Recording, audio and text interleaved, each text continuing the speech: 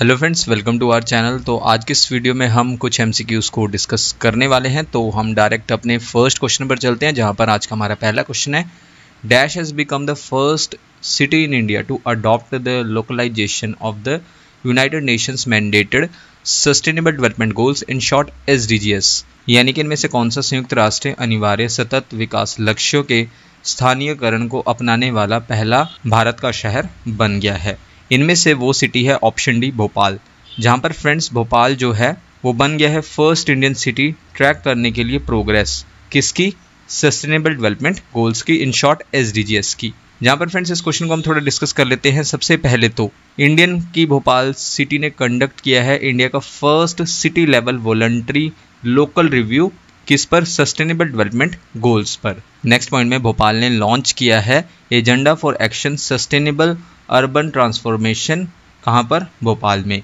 और इसको अनवेल किया गया है, यानी कि इसका इनॉग्रेशन किया गया है मध्य प्रदेश के चीफ मिनिस्टर शिवराज सिंह चौहान द्वारा। जहां पर friends United Nations in short UN ने अपनाया था 2030 एजेंडा फॉर सस्टेनेबल डेवलपमेंट को, कब, 2015 में। और इसमें आप सभी जानते ही हैं 17 गोल्स हैं, 169 टारगेट्स हैं, किसके लिए, एंड करने के लिए पॉवर्टी को, यानी कि गरीबी को समाप्त करने के लिए, प्रोटेक्ट करने के लिए प्लैनेट को, इंश्योर करने के लिए, यानी कि सुनिश्चित करने के लिए पीस एंड प्रोस्पेरिटी को, शांति और समृद्धि को सुनिश्चित करने के लिए लोगों के लिए, कब तक, 2030 तक। तो ये है 2030 एजेंडा फॉर सस्टेनेबल डेवलपमेंट, जिसको हमने अपनाया था 2015 में। नेक्स्ट पॉइंट में 2015 में जो सभी 193 मेंबर स्टेट्स हैं किसके, यूनाइटेड नेशंस के, इन्होंने अपनाया ट्रांसफॉर्मिंग आवर वर्ल्ड, यानी कि हमारी दुनिया को बदलना है, the 2030 agenda for sustainable development, जिसको हम एजेंडा 2030 के नाम से भी जानते हैं। इसको सभी मेंबर स्टेट्स द्वारा 193 यानी कि मेंबर स्टेट्स यूनाइटेड नेशंस के 2015 में इन सभी के द्वारा इसको अपनाया गया, किसको, एजेंडा 2030 को।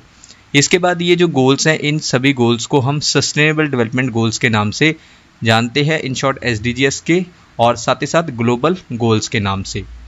देन इसके बाद फ्रेंड्स हम अपने नेक्स्ट क्वेश्चन पर चलते हैं, who developed a portal called Utsah and POP for higher education, यानी कि उच्च शिक्षा के लिए उत्साह और POP नामक पोर्टल किसने विकसित किया। उच्च शिक्षा के लिए इनमें से विकसित किया है पोर्टल कौन सा, उत्साह और POP, option D, university grants commission, in short UGC ने।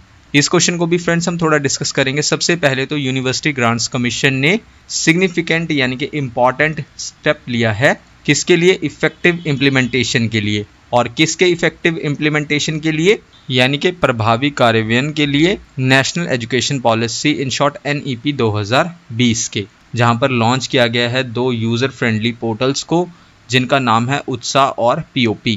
तो सबसे पहले तो फ्रेंड्स हमें उत्साह का फुल फॉर्म पता होना चाहिए। तो उत्साह का फुल फॉर्म क्या है, undertaking transformative strategies and actions in higher education, ये फुल फॉर्म है उत्साह का, और POP का प्रोफेसर्स ऑफ प्रैक्टिस।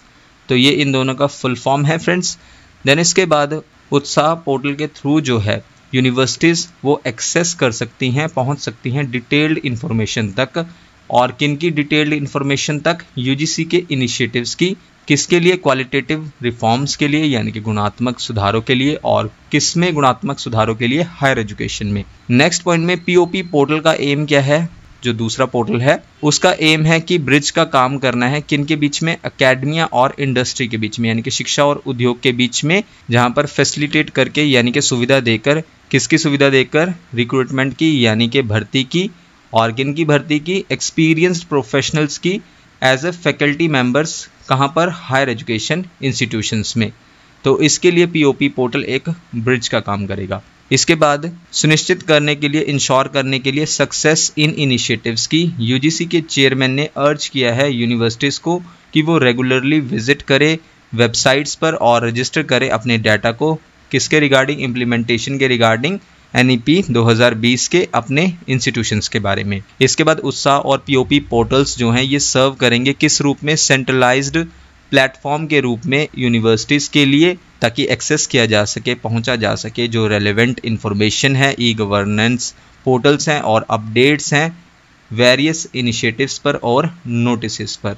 और लास्ट में फ्रेंड्स इसी क्वेश्चन से रिलेटेड हमारा लास्ट पॉइंट है, जो न्यू पोर्टल ये लॉन्च किए गए हैं किसके द्वारा, प्रोफेसर मामिडला जगदेश कुमार द्वारा, जो चेयरमैन है किसके, यूजीसी के। तो करंट चेयरमैन कौन है यूजीसी के, जगदीश कुमार। इसके बाद हम अपने नेक्स्ट क्वेश्चन पर चलते हैं, जहां पर हमारा अगला क्वेश्चन है match the correct code about international solar alliance. Number 1 पर है ISA यानी कि international solar alliance established 2013। Second पर है हेडक्वार्टर्ड न्यू दिल्ली। थर्ड पर है मेंबर कंट्रीज 92। फोर्थ पर है सिग्नेटरी कंट्रीज 114 और फिफ्थ पर है director general Ajay Mathur. Friends code आप अपनी स्क्रीन पर देख सकते हैं। इनमें से करेक्ट कोड है कोड डी। कोड डी के अकॉर्डिंग क्या है, थर्ड, फोर्थ और फिफ्थ, यानी कि थर्ड पर है मेंबर कंट्रीज कितनी है इंटरनेशनल सोलर अलायंस की 92, फोर्थ पर है सिग्नेटरी कंट्रीज कितनी है 114 और फिफ्थ पर है डायरेक्टर जनरल कौन है इंटरनेशनल सोलर अलायंस के करंट अजय माथुर। तो ये तीनों जो हैं करेक्ट हैं ऑप्शंस। इसके अलावा नंबर 1 पर इंटरनेशनल सोलर अलायंस को एस्टैब्लिश किया गया था 2013 में, ये ऑप्शन इनकरेक्ट है। सेकंड पर है हेडक्वार्टर्ड इंटरनेशनल सोलर अलायंस का, जहां पर ऑप्शन में दिया गया है न्यू दिल्ली, तो ये भी स्टेटमेंट इनकरेक्ट है। तो पहली 2 स्टेटमेंट इनकरेक्ट है और जबकि अगली 3 स्टेटमेंट थर्ड, फोर्थ और फिफ्थ ये तीनों करेक्ट हैं। तो इस क्वेश्चन को हम सबसे पहले तो डिस्कस कर लेते हैं थोड़ा सा। इंटरनेशनल सोलर अलायंस ये इनिशिएटिव है जिसको इंट्रोड्यूस किया गया था Indian prime minister Narendra Modi द्वारा और फ्रांस के प्रेसिडेंट द्वारा, जहां पर इस्टेब्लिशमेंट हुआ इंटरनेशनल सोलर अलायंस का। तो इसकी अनाउंसमेंट हुई 21वें सेशन में, और किसके 21वें सेशन में, United Nations climate change conference of the parties in short COP21 में इसमें अनाउंसमेंट हुई थी इस्टेब्लिशमेंट की इंटरनेशनल सोलर अलायंस की। और ये कहां पर हुआ था COP21, फ्रांस के पेरिस में, और कब हुआ था 30 नवंबर 2015 को। तो फ्रेंड्स यहाँ पर हमारा ये पॉइंट क्लियर हो जाता है कि इस्टेब्लिशमेंट कब हुआ इंटरनेशनल सोलर अलायंस का, कौन सा साल था वो, 2015। इसके बाद हमारा नेक्स्ट पॉइंट है गुरुग्राम इंडिया, यहाँ पर हेडक्वार्टर्स है इंटरनेशनल सोलर अलायंस का। नेक्स्ट पॉइंट है इंटरनेशनल सोलर अलायंस का अगर हम विजन की बात करें तो विजन क्या है, let us together make the sun brighter, यानी कि आइए हम सब मिलकर सूर्य को उज्जवल बनाए। तो ये विजन है ISA का। इसके बाद इंटरनेशनल सोलर अलायंस का मिशन क्या है, तो मिशन है every home no matter how far away will have a light at home, यानी कि हर घर चाहे कितना भी दूर हो घर में उजाला होगा। तो ये है इंटरनेशनल सोलर अलायंस का मिशन। इसके बाद अगर हम 1 जून 2023 तक की बात करें, जहां पर तो 2 तरह की कंट्रीज हैं इंटरनेशनल सोलर अलायंस में, एक तो है मेंबर कंट्रीज और दूसरी है सिग्नेटरी कंट्रीज। अगर हम मेंबर कंट्रीज की बात करें तो 92 मेंबर कंट्रीज हैं, जहां पर मेंबर कंट्रीज देश जो हैं जब भी बन सकते हैं जिन्होंने इंटरनेशनल सोलर अलायंस को साइन भी किया है और रेटिफाई भी किया है, यानी कि इस पर हस्ताक्षर भी किए हैं और इसकी पुष्टि भी की है कि इसकी international solar alliance framework agreement की। तो मेंबर कंट्रीज कितनी है, 92 कंट्रीज हैं, जहां पर 92 जो कंट्री है वो कौन सी है, साइप्रस।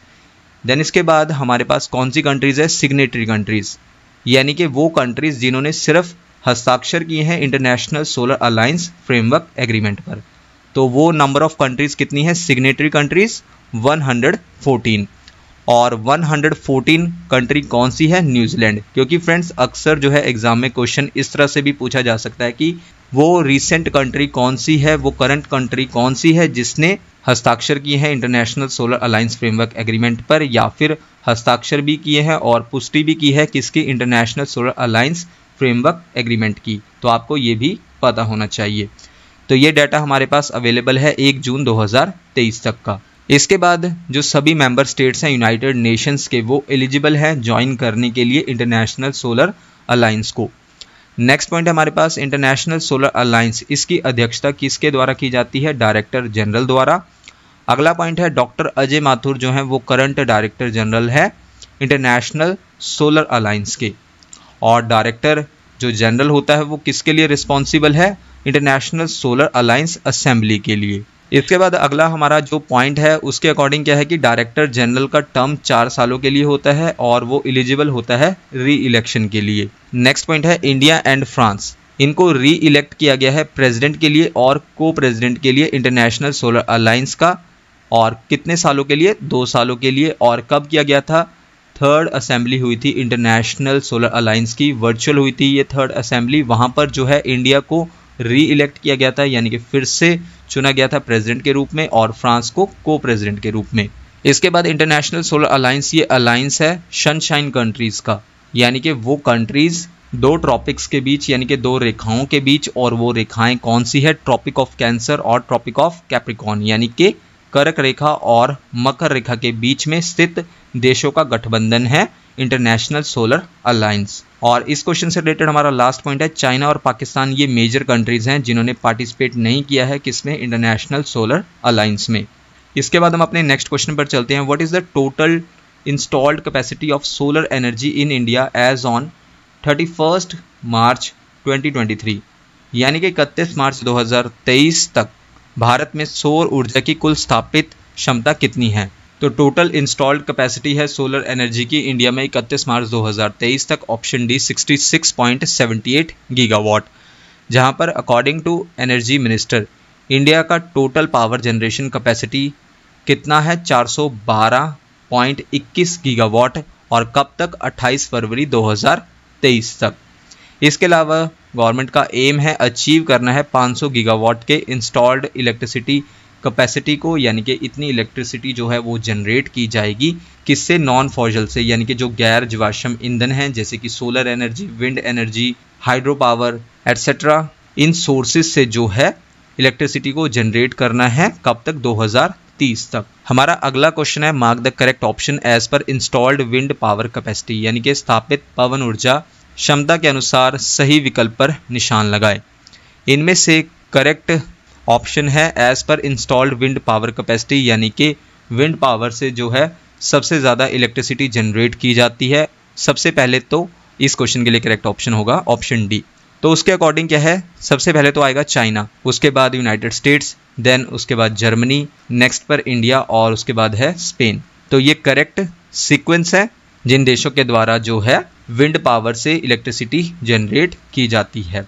और आज का हमारा लास्ट क्वेश्चन है अक्षय ऊर्जा दिवस यानी कि renewable energy day is observed every year on dash, यानी कि हर साल हम अक्षय ऊर्जा दिवस को कब सेलिब्रेट करते हैं। इनमें से हम करते हैं ऑप्शन बी 20 अगस्त को, जहां पर ministry of new and renewable energy in short MNRE government of India ने डिक्लेयर किया 20 अगस्त को सेलिब्रेट किया जाएगा अक्षय ऊर्जा दिवस यानी कि रिन्यूएबल एनर्जी डे के रूप में।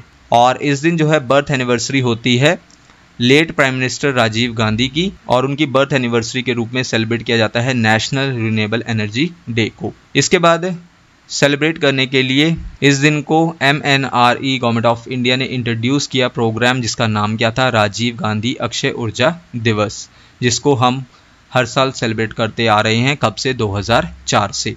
तो फ्रेंड्स ये थी आज की हमारी वीडियो जिसमें हमने कुछ MCQs को डिस्कस किया। नेक्स्ट वीडियो फ्रेंड्स आपको जल्दी चैनल पर मिल जाएगी।